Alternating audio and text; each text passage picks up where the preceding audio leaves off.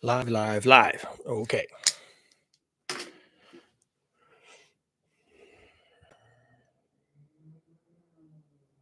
Power. Let's talk about power. Let's talk about who has power.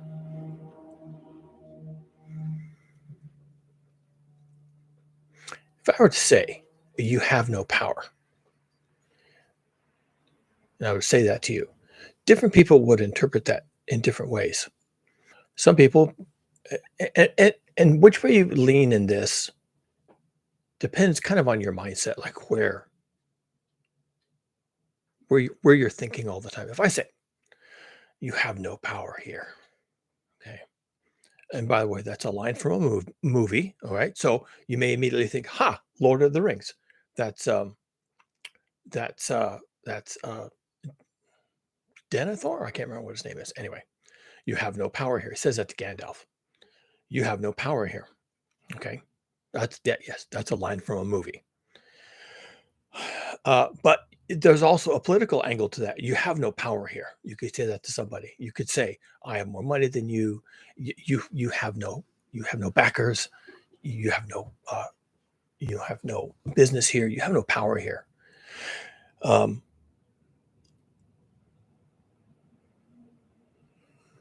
what I'm referring to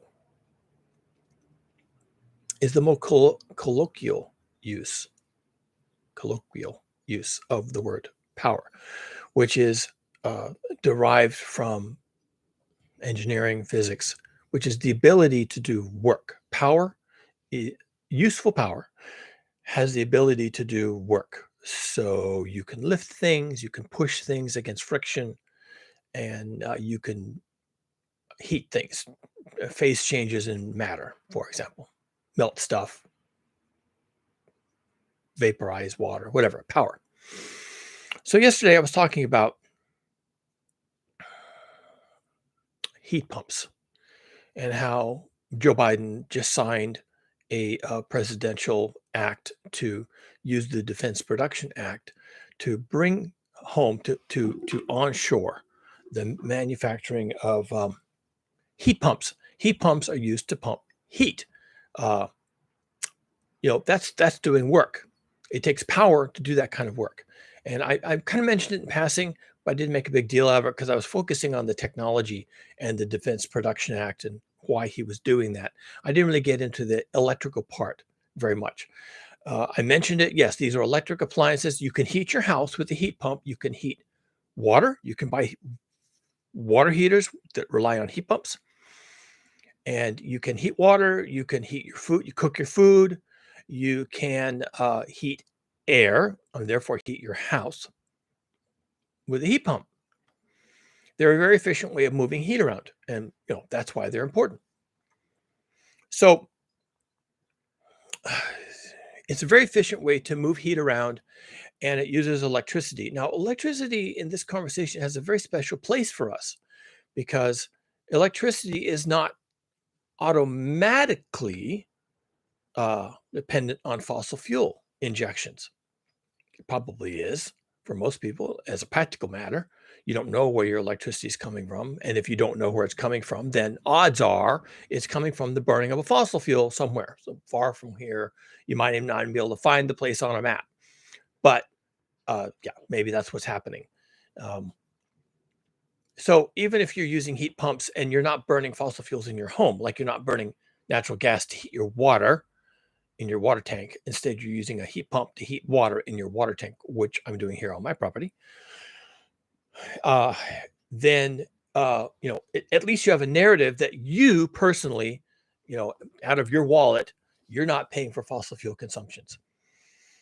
But here's the reality: for most people, I'll just pull a number out of the air here. I would say most people, being 99.9% of people, are actually heating their water with any kind of an electrical water heater.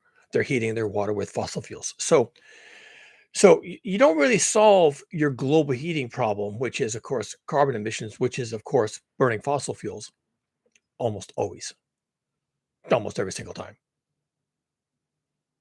probably every single time when you're having net carbon emissions, it's because you're burning fossil fuels. I can't even conceive of an alternative to that.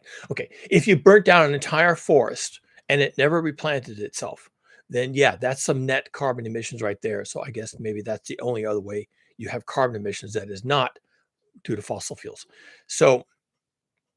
So let's just say that most people, 99.99% of people who are using electricity to do anything, including charge their electric car, are actually burning fossil fuels uh, secondhand. Someone else is burning the fossil fuels, creating electricity, and shipping it to you. Now, it doesn't have to be that way, by the way. There are alternatives. You can use falling water, called hydropower, to generate electricity. You can actually do that. Now you have to build a dam and you have to bring in a generator and you have to have all this infrastructure to distribute the electricity from the place where it's being generated, where nobody's using it, to the place where people live, where they are using it. And there's a lot of back end to this. A lot of it, maybe all of it, 100% of it, dependent on fossil fuel uh, to some extent. But you're not technically burning fossil fuels at the site where you're generating that electricity. So we call it hydropower. We call it hydropower, and we just allow that the infrastructure was created using fossil fuels. And, maybe that's a good use for fossil fuels. And if you're using solar panels, probably your solar panels were made using fossil fuels. Well, they certainly were. I said probably. No, and that's a fact. Your solar panels were made using fossil fuels, but maybe we'll allow for that. And maybe we'll allow for the manufacturing of wind turbines using fossil fuels because then we're not burning fossil fuels anymore. And maybe we'll allow nuclear power plants to be built using fossil fuels because after that, we're not burning fossil fuels anymore. Now, that sounds like bookkeeping is like, well, come on, you are definitely building, things and you're shipping them around and you're using fossil fuels. Okay, that's fine. That's fine. We're in I mean, that's a valid point. That's a valid point. It's unavoidable. We are in a narrow window here, though. I want to point this out. That we are in a very narrow window where we're just starting to think about how to do things with electricity that don't involve fossil fuels. And it's true that all manufacturing is done with fossil fuels. The smelting of the iron and the melting of the lead and the lasering of the etching and the products and the heating of the silicon dioxide and the wafering of the chips and the etching and the acids and the high powered ultraviolet lasers and all that stuff is it's all manufactured and all made possible with fossil fuels because that's how we've done things for 300 years, right? That's how we've done things for 300 years. And you heating your house with natural gas is just 10,000 years of using fire, right? 10,000 years we've heated our homes with fire. We've done that. And we still do that because that's what we do. That's all we know how to do. But we're in this narrow window here where we can start doing things with electricity, where the electricity builds things that use electricity. You can use electricity to build things that will generate electricity. Okay. Uh, And where's that electricity come from? Well, maybe that electricity comes from solar panels. Where do those come from? Well, those were made using electricity. But wait, somewhere along the line, there was a line of solar cells and wind turbines and hydroelectric and nuclear power that was all made using fossil fuels. That's true. That's where we are right now. But in the future, we're not going to be there, right? In the future, we're going to make everything using electricity from things that were made using electricity. And once we close that virtuous circle, we use electricity to make things that make more electricity, that make things that manufacture using electricity. Okay. Once we close that loop, and it's a feedback loop, we have electricity to do the electricity to do more electricity. Once we have that closed, then there is no fossil fuels in that loop. We could do that. I mean, in theory. Well, actually, it's not even a theory. We have to do that. Somebody is going to do that. Someone's going to figure that out and they're going to say, wow, I like manufacturing. I guess I'm going to have to manufacture using electricity. Can I modify my equipment that it's all electric? Okay, now it's all electric. Oh, but look down the wire. All that generating capacity, yep, that's all fossil fuels. Okay, can I change that? All right, let me change that. Now All my manufacturing that's done with electricity, all the heating, all the transporting, all the research, all the development, all the coding, the servers, everything was all electric. Then my source of electric is also electric. Okay, and ultimately, this is kind of the takeaway from all this. Ultimately, all this power comes from the sun. All of it comes from the sun. The earth, I'm probably gonna have to make a caveat here in a moment, but yeah, let me state it this way. When we used animal labor, the animals ate the grass, the pasture, and that gave them muscle and food and energy to pull the plow. The pasture did not get its energy to give to the cattle from the earth. Yes, the earth is necessary, but it's not sufficient. The pasturage gets its energy from the sun. Okay, it's a little bit like solar panels. It takes sunlight and converts it into uh, forms of energy storage, right? Starches, oils, all the wood, all the things that the animals eat, and they eat that, and then their bodies have the energy indirectly, still solar energy, to pull a plow for us. And then we plant the seeds, and the seeds grow and they absorb yet more solar energy and put it in their tissues. And they store it in the leaves, and they store it in the fruits, and they store it in the roots. And then we pull those up and we eat those in turn too. Just like the cattle eat the grass, which we don't eat. So let the cattle eat the grass. That's great. Now we have cattle. And they ate something that I wouldn't eat. But now I can use them for work. And maybe eventually I can even eat that animal if I feel like it. Um, let the chickens eat the throwaway vegetable scraps. Let the chickens eat the bugs. Let the chickens eat the snails in the garden. And now I wouldn't eat those things, but now I can eat a chicken, right? Wow, that's amazing. But it's all solar. You see what happened there? It's all solar. And if you have a wood stove and you go out into the woods and you pick up the dry limbs, well, those limbs came from a tree, and that tree grew. Its roots are in the soil. It used the water and the minerals, but the energy that you're going to get out of that dry wood did not come from the soil, did not come from the water. The energy you're going to get from the dried wood, you're going to throw in your stove and set fire to, and then you're going to cook with it. You're going to heat yourself. You're going to heat water. That all came from the sun. You see what's happening here? We've really been living on solar power, again, indirectly, somewhat, since day dot. All life on this earth, after a certain point, starting with photosynthesis of various kinds, all life on this earth could survive from solar inputs alone. And using that energy, manufacture stuff. Now, plants are manufacturing fruits, vegetables, leaves, roots, stems, but still manufacturing, still counts off the sun. So that's the direction we are headed, the human world. We have to head in that direction. We have to have all the loops closed, all the loops of doing, making, moving, transporting, innovating, uh, heating, cooling, all those loops have to close around solar power. Even when we're burning fossil fuels, that's solar power. Now, everyone should know this by now, but I guess most people don't. Some people don't. So I guess I'll have to explain this. The coal, the oil, the natural gas, which are, we call it fossil fuels because they're the remnants of plants. Oh, by the way, there's a whole group of people that don't believe that. There's a whole group of people that think that coal and oil and natural gas are abiotic, meaning they are not tied to biology, that they are somehow, and good luck. I mean, they don't care about the chemistry. They don't care about conservation of energy. They don't care about, well, here's a lump of coal. It's got energy in it. I'm not going to ask where the energy came from. I'm going to say it's always been part of the earth, or it was made in the earth when God created the earth. So it's abiotic. It did not come from a fossilization process. It is not 300 million years old. It wasn't done ancient times. Okay. It's fairly recent. And it's abiotic, has no connection to biology. There are people who think that, but they're wrong.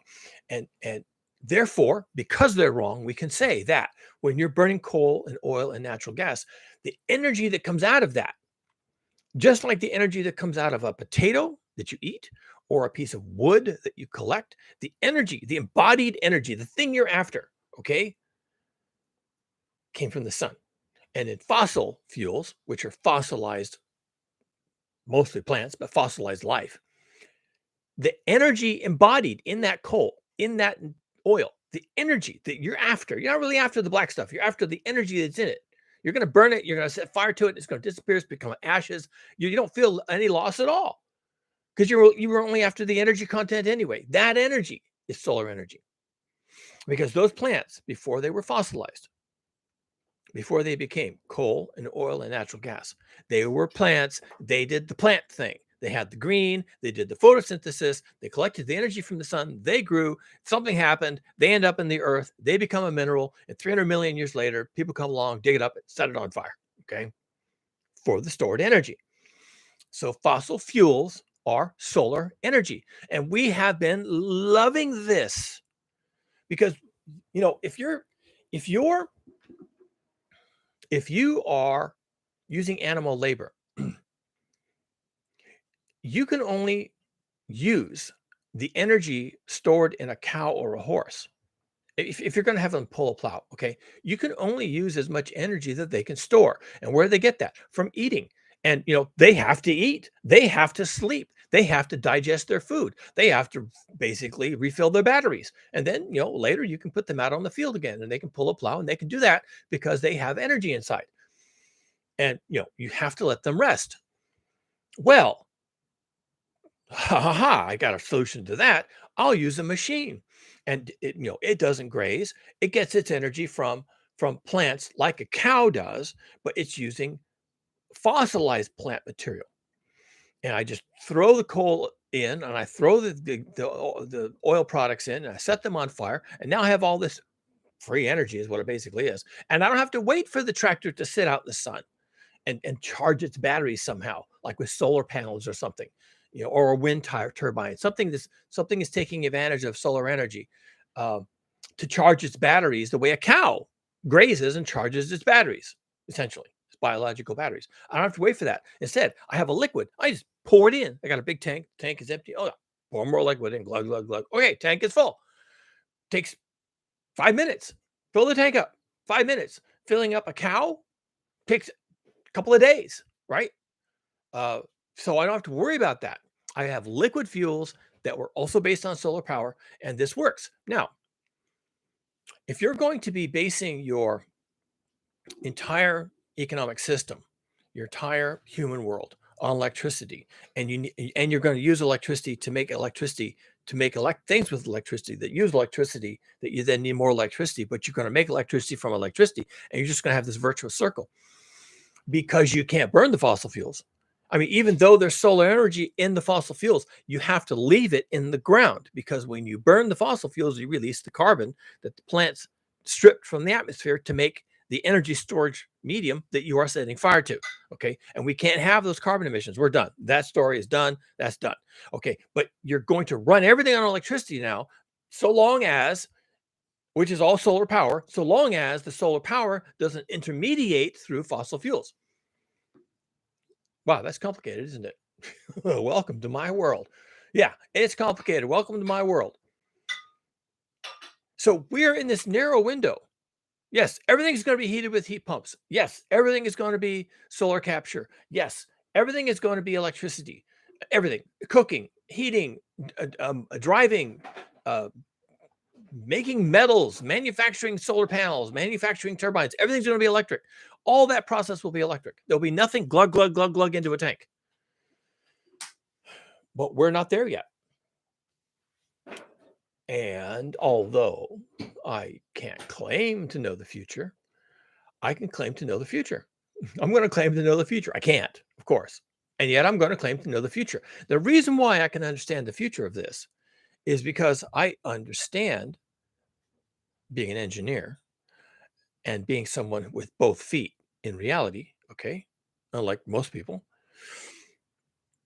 I understand the work we have to do to get ourselves to a point where everything we do is based on electricity, and the electricity is ultimately directly based on some kind of solar heating. Okay, so we're not there yet. We could get there, and we could then leave all the fossil fuels in the ground. We wouldn't need them anymore because we're all electric, and it's electric front, back, and center. Okay, but we can't do that. We can't do that. We're not going to do that. We could, I mean, in theory, but I know that we're not going to do that. We're not doing that right now.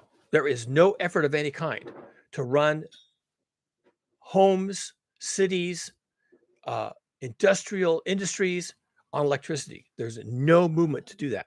Nothing. And the window of opportunity that we are currently in, when we could make that transition, and we could even do it using fossil fuels, because right now we would have to, okay, because we haven't closed that loop. We're not using electricity to make anything. Well, we could use electricity to make everything, and then we could have the electricity be fossil fuel free. So once we did all that work, and okay, we're not doing that, and we're not going to do that. And I know that. I know we're not going to do that. So since we're not going to do that, what does that mean? It means we can't do things. Right now, people have, depending on the nation where you're living, people have access to a certain amount of called alternative energy. It's not really alternative. It's all solar. Even coal is solar. It's just fossilized solar energy. The only reason we can't burn coal to get heat is because it releases CO2.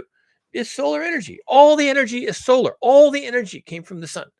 And no, coal, oil, and natural gas are not abiotic. That stuff grew.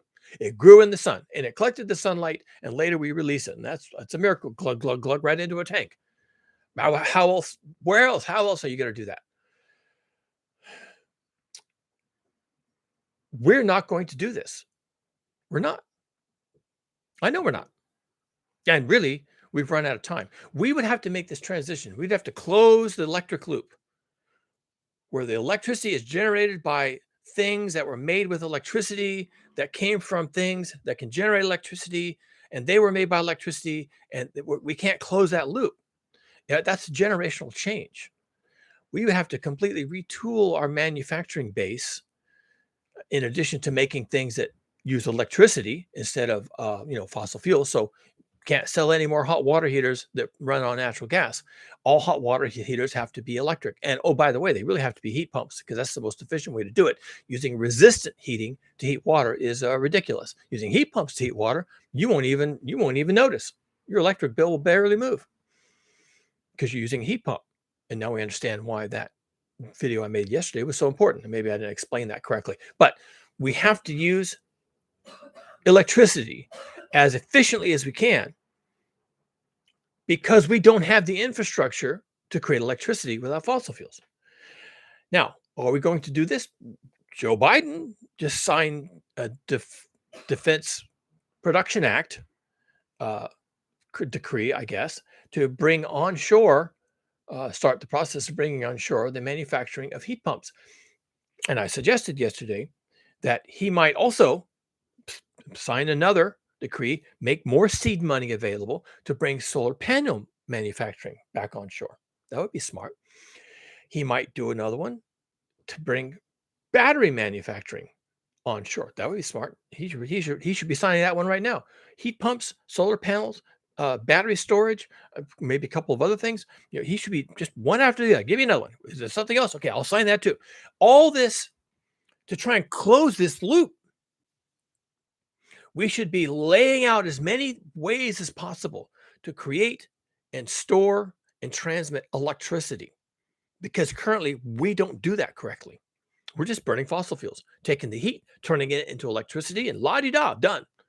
It's real simple. We've been doing that for 20,000 years. How long ago did we domesticate fire? Actually, Neanderthals domesticated fire before we even showed up. A million years ago, a million years before humans even showed up. A million years before humans evolved and started looking at the world with their 3.5 pounds of brain, saying, nice place. Okay. Someone domesticated fire. And the coal and the oil and the natural gas and the burning of the wood and all that, it's more of the same. It's more of the same. It's domesticated fire. So we've been doing that a long time. And that has worked really well for a long time. Now it must stop. We can't even burn wood, actually. We need to leave the trees alone. We need to leave the trees the hell alone. Stop cutting them down. Stop setting them on fire. Stop letting nature set them on fire. Okay, we need to leave the trees alone. The trees are the only thing standing between us and extinction.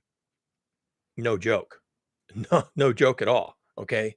And every place that we cut all the forests down, like Europe, where they used to have covered with forest, get back in there, man. Start planting those trees. It's the only thing that's going to save you people. Start planting trees. Hand over fist.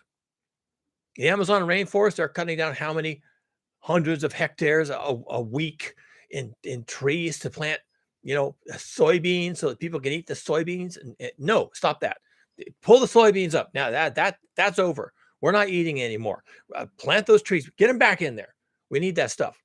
And I'm not saying that because I'm a a dirty hippie, wild-eyed, environmentalist or anything like that. Although I'm all those things, but that's not why I'm saying that. I'm saying that because the trees are going to save us, not because they're beautiful, and not because they're habitat, and not because of anything else. Because they're going to try and pull some of the carbon down that we put up there using fossil fuels. Oh, and by the way, that we put up there burning the trees down in the first place. We got to strip as much of that out as possible. We should be planting trees everywhere. Planting trees in the middle of your house, letting it grow through a hole in the roof. Okay, we should plant trees everywhere, absolutely everywhere. Down the middle of the road, one lane left for the cars, and it's a little lane. It's not even a big one. Trees everywhere, up and down the road. Trees in your front yard, trees in your backyard. Oh, except actually, we can't do that either because we need that land for food. Because we're going to have to grow a shit ton of food now because we're not going to have fossil fuels to grow food. So we're going to have to grow food everywhere. And we're going to have to grow food where you can walk to get it. Why do you have to be able to walk to get your food? Because you're not going to have fossil fuels, buckwheat. Okay, you're done. You're done. And because your food comes from 1,000 miles away, or Ecuador, or China, or some other place you can't even find on a map, you're not going to have food. Wow, that's a bit of a problem.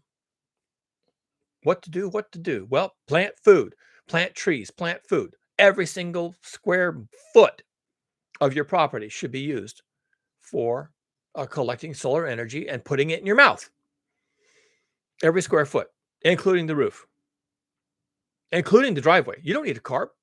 Scrap that car. We need the metal for something else. We need the metal to build solar panels. Okay, so forget your car and scrap your car, and now tear up your driveway all the way to the garage, and use the dirt. Row crops. I don't know what you're going to do. Uh, uh, put in a big plastic cistern in your driveway and collect rainwater. You're going to need that too.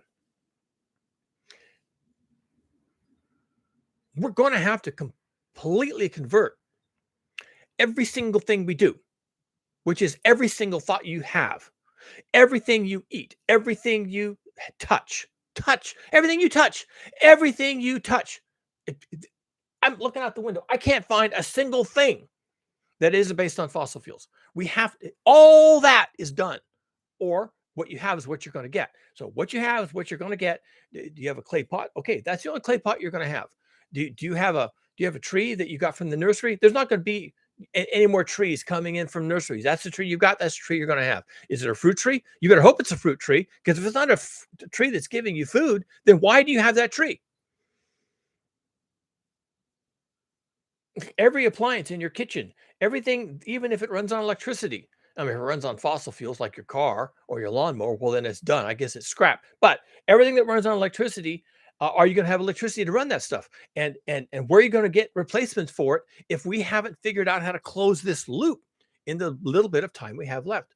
And okay, so we may be able to electrify certain parts of our industrial base, certain parts of our civilization. That would be nice. And we may want to prioritize in the little window we have, the small opportunity we have, we may want to prioritize agriculture. Let's make sure that our agricultural system, which we like, I like food, like your food. I bet you like your food. And you might even like your processed foods, right? And your food market. You like your food market? You like being able to go to the market and pick through the produce and have lots of options and 8 or 6 different types of tomatoes and 4 or 5 different types of melons. You like that? I bet you like that, don't you? Yeah. and swipe your credit card and walk right out. You like all that? Well, then we need to electrify all that. If you want that, that has to be done with electricity. And that means that the tractors are electric, if we even have tractors. By the way, we know how to do agriculture with human labor and animal labor. Uh, okay, there's a little heads up for you. You paying attention yet? How about agricultural labor? How about people working in the fields? You still want to build that wall? You still going to throw out all the immigrants? You still going to throw everybody out of the country that is willing to work in the fields? You still you're going to do that? Really? Hmm. We'll see about that. If you do that, you might have to work in the fields. Can't rule it out. You want to eat? Someone's going to have to work in the fields. Now we can electrify the tractors. The water system, the irrigation systems are by and large electric. The pumps, the distribution systems, the piping, and whatnot, that's all in place. We have that infrastructure. We can move water around. You won't have access to fossil fuel-based fertilizers. Now, we could say, okay, actually, we're going to allow for that. We're going to allow for fossil fuel-based fertilizers because food. Okay, all right, fair enough. We use natural gas to create nitrogen-based fertilizers. And we use crude oil products, gasoline or diesel, to run tractors. And you could say, okay, fine. Well, we will continue to allow fossil fuels, mostly natural gas and some diesel, to work for us to produce food.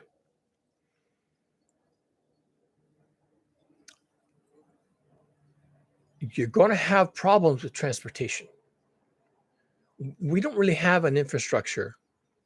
Okay, I'm talking about closing the loop.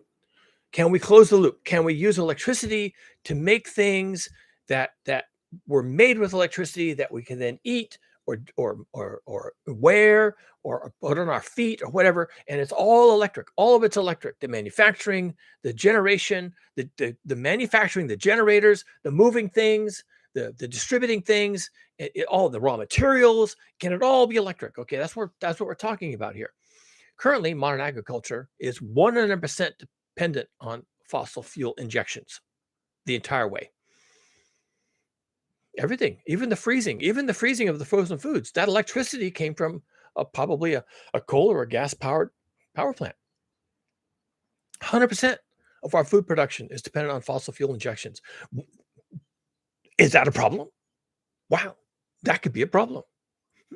That could be a problem if we can't have fossil fuels. Now, it depends on how we shut the fossil fuels off.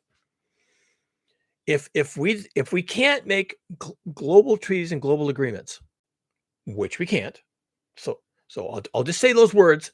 If we can't do this globally as a family of man and in harmony and as adults having adult discussions, okay, well, we can't do that. All right, forget all that then. Since we can't do all this on a global level, then what that means is the fossil fuels aren't going to stop in a piecemeal or orchestrated way. We all of us together decide to keep fossil fuel consumption for a few things and eliminate fossil fuel consumption over here for a bunch of other things. And then we've reduced our overall consumption of fossil fuels. And for the things that just can't be done without fossil fuels, like you can make a case probably modern agriculture, then we'll keep the fossil fuels. And if that continues to increase CO2 emissions and the CO2 levels in the atmosphere, and if it enhances the greenhouse effect, then I guess we're just going to swallow that. We're just going to have to say, as a species, as a great family of man, we're going to say, okay, we'll take that hit because food is important. Okay. But if we don't have those kinds of high level agreements that we're going to stop driving and stop flying, we're going to continue to make food, we're going to continue to transport goods and maybe medicines. And of course, we're going to still use fossil fuels to create things that create electricity, trying to become fully electric. If we can't have that agreement, then here's what happens in alternate of having an agreement. What happens is that we have to cut off fossil fuels at the source so that people can't drive, so that they don't fly, So the industries implode. And if industries can figure out how to do things with electricity, then they can continue. If they can't, then they're gone. And if the electricity is gone, then they have to figure out how to generate electricity for their industry without fossil fuels. And then the whole thing, some parts of it fall apart, some parts of it collapse, some parts of it kind of come out of the ashes like the phoenix. And that's how we do the transition that way, because we couldn't agree, because we could never talk like adults and have an adult discussion about, let's get rid of this part because this doesn't make any sense, but let's definitely keep this part because this is part of our survival. And we're going to make these compromises as adults, and we'll go forward with as little fossil fuel consumption as possible, and we'll take a hit if we still have to. And maybe later we can continue to electrify even the things that we thought couldn't be. We'll innovate, we'll think about it, we'll noodle over it, and we'll figure out how to do modern agriculture with electricity only. No fossil fuel inputs. Probably means people in the fields, probably means animal labor in the fields again. Okay, but we'll figure it out. We'll figure it out. We'll make that transition. But we won't have that discussion. Instead, we're going to have to just stop using fossil fuels entirely. That's just how it's going to be. Wife is on the phone, but I don't think that you're hearing it. So, when I was talking yesterday about how heat pumps can, help us manage the heat by providing heating and air conditioning, and that this is very efficient and it's all electric, so that's good. We have to think about, where's the electricity come from? Now, currently, about maybe the average is 10%, maybe even less, maybe 5%, 8% of electricity in industrialized nations is generated using what they call, euphemistically, alternative energy, meaning alternatives to fossil fuels. Now, they're all made with fossil fuels, but let's just assume we go forward having to do something like that until we can, close the loop where everything is made with electricity, and all that is all created using alternative energy. About 5 to 10% of modern nations have that. So that's going to cause a massive disruption somehow, somewhere. If we really have to drop our reliance on fossil fuels real fast, and if we're allowed to do some kind of triage to say we're going to keep it for these few areas where it's super critical, and that doesn't mean your personal vehicle driving you wherever you want to go, like you're the queen of England. Okay, if you want to go anywhere you want to go, then you better have a horse, right? And that's the solar powered, and no question that the horse is solar powered. Doesn't have a tank, glug, glug, glug. You have to graze the horse, which means you've got a couple of acres of pasture for the horse. And, you've got a lot of land and you don't have any neighbors. And so some people can have a horse, like the Queen of England can have a whole stable of horses, but you probably cannot have a horse. So you're not going to be driving around. You're not going to be traveling. And now, since you're dependent on that, but you can't do that anymore, that means you can't get to the market to get your tomatoes and your melons and your whatever else. And that, assuming they're even there, right? Because did we turn the corner on closing the transport loop? Are there trucks right now? All the trucks are diesel. Are we going to have enough electric trucks that run on electricity to move produce around? And if we have electricity for trucks, are we going to allow it to be used to move food? Someone may decide no. There's maybe a whole bunch of people that say, I have an electric car. You have to let me charge my electric car. I need all my residential electric needs met. And one of those is my car. And so there may be some people who say, I have to charge my electric car. That's the most important thing in the world. It's on my property. It's on my home. And I have a service drop and I am allowed to have residential electricity. I'm going to charge my car. And I'm going to do whatever I want with my electricity. It's mine. I pay the bill. And okay, I understand that means we can't transport produce using electric trucks because we don't have enough power to charge the electric trucks because I'm charging my car. But that's not my problem. You got to figure that out. You got to figure that out. Make sure someone else suffers. I got to keep my electric car. And that means that, someone in a slum somewhere can't have food deliveries. Well, make sure I get my food deliveries using the one electric truck that's actually operating in our community. Make sure it delivers my food to my store. And the other people, I don't know what they're going to do. Die? Is that what they're going to do? Is that what I just heard you say? They're going to die? Oh, okay. Okay. But I get and so that's the kind of arguments you get. You get this argument where there's not enough to go around. We've decided certain places have to have it. We've also decided that we can't restrict certain uses like residential. And so, that's how it's going to be. selfish, greedy people end up having the most of it. They end up having the most of what little there is left, and that's just how it is. And everyone else suffers. Everyone else dies.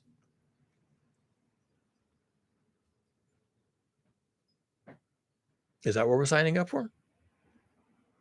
The greedy and the powerful get whatever they want for their greedy and powerful community, and everyone else dies. Is that what we're going to have? Is that what's going to happen?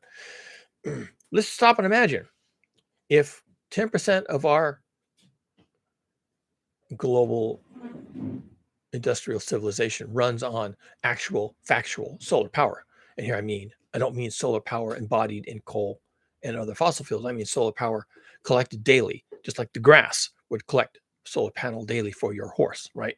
If we assume that the global industrialized civilization is going to have to run on about 10% of what it currently has, and that somehow miraculously we electrify everything, okay, then I guess that means that 90% of the people die. Math is pretty simple, folks. Why can you say that? Why would they just because they don't have fossil fuels? Yeah, they die because 100% of what they eat comes from fossil fuels. 100%. And 100% of their shelter comes from fossil fuels, and 100% of their clothing comes from fossil fuels, and 100% of their everything you can see, touch, or even think about. 100% of everything you know, can name, can think about, every 100% of every thought you ever had and will ever have. Well, not will. I mean, you may have thoughts in the future that are more in alignment with the reality of our catastrophe. But right now, 100% of all your thoughts, everything you think about, everything that you think is eternal and immortal and sacred, is dependent on fossil fuels. Everybody, every single person, the rich people, the poor people, the black people, the white people, doesn't matter what your religion is, doesn't matter where you live, doesn't matter if you're in Africa or North America or Eurasia, it doesn't matter. 100%. But all we have is about 10% of that can go forward without carbon emissions. That's about it. Okay, 10%. So, do you really think that people are going to allow their lifestyles to be reduced by 90% so that everybody gets enough? Well, we could talk about that. We could imagine how that might happen. But once again, it comes down to, are we going to have the adult conversation? Are we going to say, we got to make sure everybody has enough? We have to make sure that uh, that the privation, the loss function, is distributed equally. And honestly, some people don't need that much. Okay, some people, you know, what do they call the global South, the imperial periphery, the third world. They don't have huge requirements. Uh, their populations have been allowed to exceed the carrying capacity of their local environment, but their actual consumption of fossil fuels, actual factual consumption of fossil fuels, is pretty scary low compared to Americans, for example. So what that really means is, are we going to make sure that they get something, that they get their share, which probably isn't much, but I, living in white upper middle class living in North America, I agree to reduce my dependency on fossil fuels quite a bit so that my share can be distributed to people who currently have no other way to get by. And I'm pretty sure if you went out on the street and asked people, or would you be willing to take a lifestyle hit? And if you named a couple of things like not driving, not flying, okay, uh, having to grow some of your own food in your backyard, right? Wear your clothes until they wear out. Don't buy anything, no Christmas presents, no trips to Disneyland. If you were to tell people, would you be willing to give all that up so that other people in the world can survive? They would say no. They would just straight up say no and look at you like, what are you even talking about?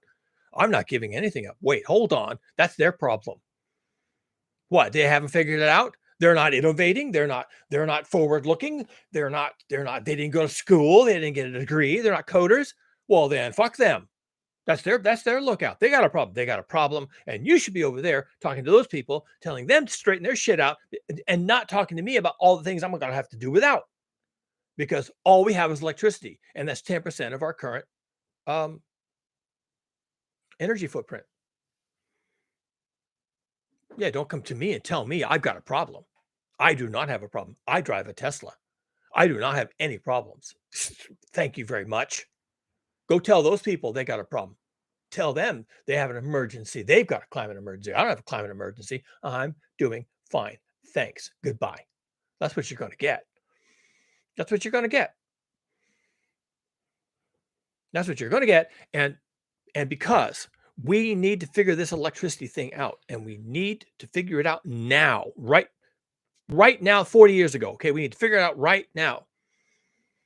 Where now is a word that means 40 years ago, right? We need to figure this out now. Or we get to preside over a 90% die-off of civilization. 90% die-off, because if we don't figure this out, then the 10% of the electricity and other energy that we do generate and that is available to do work will do work for the people who can make sure they get theirs. And the other people can go pound sand. And that's going to be really hard for them to do. And people in the third world, I don't want to pick on the third world because it's right here down the street from my house. Okay. But it's a baseline that people can appreciate without a lot of explanations. People living in the third world used to do fine. Okay, they did fine. I don't know what they did, but whatever it was, it worked for them. We had great civilizations in Africa. We had enormous, complicated civilizations in Central America and South America. Of course, they're gone now, thanks to the Spanish, I guess, but we used to have these things. These people did fine. They built pyramids. They built huge cities. They drained swamps and moved in and cleared the trees and had all these elaborate rituals and organizational structures. And they had writing of various kinds. And they had ways to do computations. They had it all figured out. They were doing fine. They're doing great. All right. But they were living 100% free of fossil fuels. They got up when the sun came up. They went home when the sun went down. They used animal labor and animal products and plant products for everything, every single thing, every shoe, every hat, every fiber woven into every type of garment. And the dyes came from plants, and people knew how to do it. They knew what plants to collect, how to prepare them, how to eat them, which ones were poisonous, which ones were not, and which of the poisonous ones could be used for something else, like making dyes. They had all this knowledge that allowed them to live in concert within the limits of nature where they were. And they had no external inputs of energy. It all came from the sun. And typically these great civilizations, if you look at them on a map, you're going to find them, in the equatorial band around the earth, where the sun shone and where the days were long and where the seasons barely existed. There was no winter, there was no summer. It was just always the same. Every day it was pretty much the same. And so that's perfect conditions. That's perfect conditions for living off of solar energy. And I guess you could make a point that, wow, if we're going to become solar based, deliberately solar based, not stored solar energy in coal and oil and natural gas, but actual daily collection of solar energy, then we should all live in the equator. Well, that'd be a great idea. Except for one, there's already people there. They don't want you. Okay. Two, those places are going to become hot. That's going to become uninhabitable. The uninhabitable Earth starts at the equator. That's where the heat is going to be collected. That's where the heat's going to be generated. Right now, the heat goes elsewhere in the planet and does work, but Mostly it's heating the oceans, but it also is melting ice. But pretty soon, the heating of the ocean is going to become saturated. Pretty soon, the ice is going to be gone, and that heat will have nowhere else to go to do work, and it'll just be stuck there. And then it'll accumulate, and then it'll dry everything up, and then it will kill all the plants, and then it will kill all the animals, and it just gets hotter and hotter and hotter. The plants help create conditions that keep it cool, but when they're all gone and it's just desert, then the desert starts to and get bigger, and pretty soon everything is overwhelmed. It's 150 degrees all the time, Fahrenheit all the time, and it's done. The equatorial regions are done, and yet that's where we could do this. That's where we could do this. We could live at the equator with the sun shines every single day, and the seasons are never change, and the day is always the same length, 12 hours a day and 12 hours a night, every single day of the year, never changes. Okay, that would be the perfect place for us to live if we're going to be solar based, using solar energy to generate the electricity that we use to do all the work. But we can't live there. Unless you want to live underground. You can't have plants. The plants won't be able to survive. Everything will die. It's because you're going to get hot. Global heating. That's what that means. And it starts at the equator. So, well, we've just destroyed probably, I mean, give it another 20, 30 years, we've destroyed, we are in the process of destroying, that process cannot be halted. The one place where we could really live and be solar based and actually have a pretty good story about how we're doing that.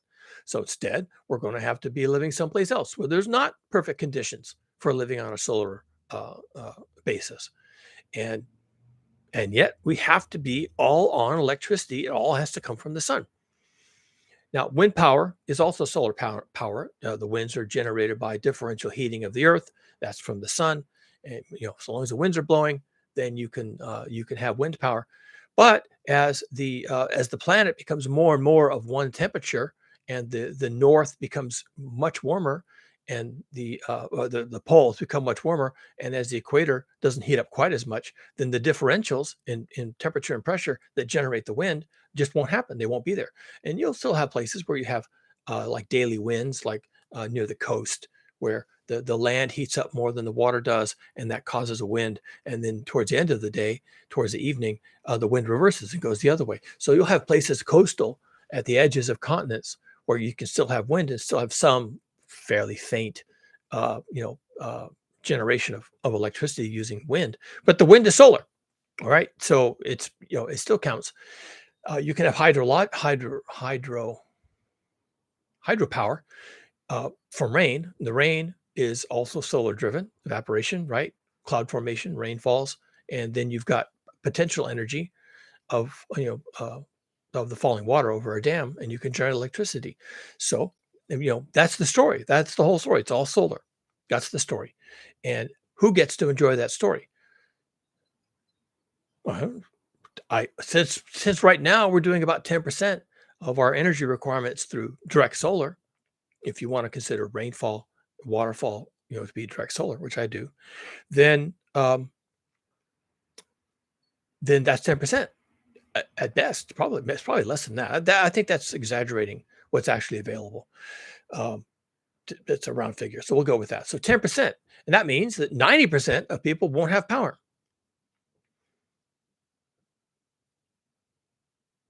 and won't have food and won't have transportation and won't have heating and cooling and therefore won't have habitat and won't have access necessarily to the goods, the production of goods from globalized industrialized civilization. And 90% of what we're manufacturing goes away, including probably electric cars, solar powers, and solar panels and everything else. Uh, we don't manufacture anything using solar power. Nothing. We don't even manufacture solar panels using solar power. We could do that. We could figure that out. We could close that loop. All right. But we haven't. And we have a small window in which to do that. And my guess is we never do it. That's my guess. I can read the future because I know human nature and I know what we're doing now. And I know why we're not doing it differently. And the why we're not doing it differently doesn't change because it's greed and selfishness. You make solar panels cheaper using fossil fuels. And people who want those can buy those, put them on their house, put them on their business, build a solar farm, whatever they want to do, and whatever their hobby is, right? Because it's just a hobby. It's just a hobby industry right now. We don't have uh, a war footing for creating electricity, which means manufacturing solar panels. And Joe Biden should sign the DPA Act and get solar panels onshore, and huge factories, enormous, ginormous factories everywhere, all over the country, especially in the South, where there's lots of solar power to make solar panels. Solar power to make solar panels. Is he going to do that? No, he's not going to do that. He's just kind of going through the motions. He has no vision for any of this, and none of his advisors have an orientation towards any of this. And the fossil fuel industry wouldn't let you have that conversation, wouldn't let you have that thought. Okay. Yes, you can make solar panels with fossil fuels. That's fine. We don't care how you use the fossil fuels. Make solar panels. That's cute. That's cute. Look over here. These guys are making solar panels using fossil fuels. Look at that. Isn't that cute?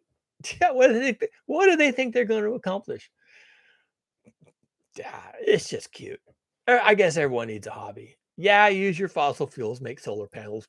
And while you're at it, make electric cars. Yeah, these guys are funny. Best entertainment I've had, watching these fools trying to create an alternative electric infrastructure using fossil fuels. It is to laugh. What a joke. I mean, that's what they're saying. That's what the energy companies are saying. Yeah, do whatever you want. Just buy the fossil fuels. Buy it. Are you going to buy more? Yeah, buy more. Here, double. Buy twice the amount you did before. Make solar panels with it. Fine.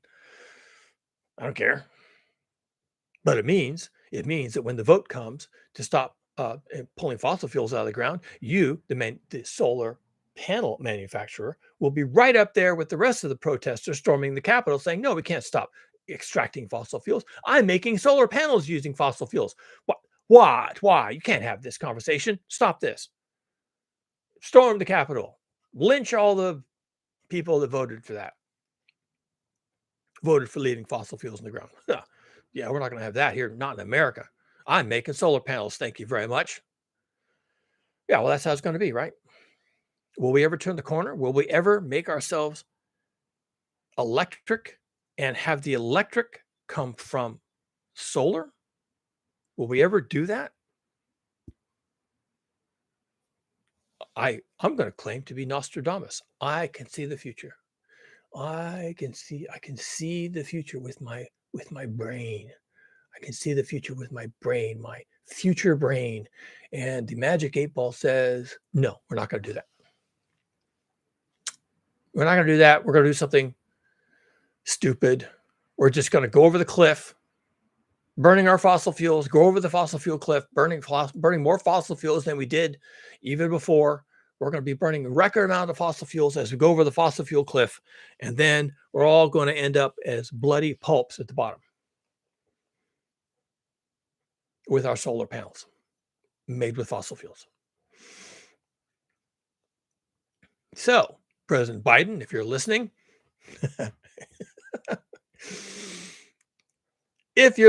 President Biden, get to work. Someone's going to have to figure this out. It ain't me.